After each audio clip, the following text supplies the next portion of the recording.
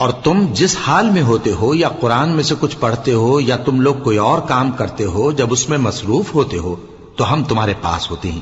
اور تمہارے پروردگار سے کوئی ذرہ بھر بھی چیز پوشیدہ نہیں رہتی، نہ زمین میں اور نہ آسمان میں،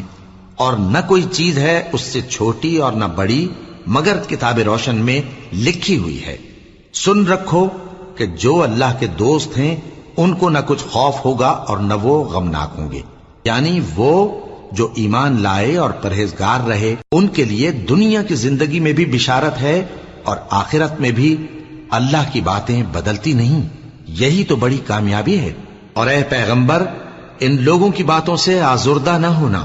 کیونکہ عزت سب اللہ ہی کی ہے، وہ سب کچھ سنتا ہے، جانتا ہے۔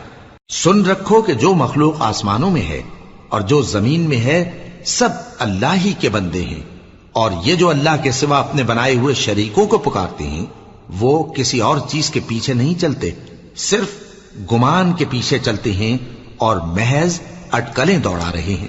وہی تو ہے جس نے تمہارے لیے رات بنائی تاکہ اس میں آرام کرو، اور روز روشن بنایا تاکہ اس میں کام کرو۔ جو لوگ قوت سماعت رکھتے ہیں ان کے لیے اس میں نشانیاں ہیں۔ بعض لوگ کہتے ہیں کہ اللہ نے بیٹا بنا لیا ہے، اس کی ذات اولاد سے پاک ہے، وہ تو بے نیاز ہے، جو کچھ آسمانوں میں اور جو کچھ زمین میں ہے سب اسی کا ہے۔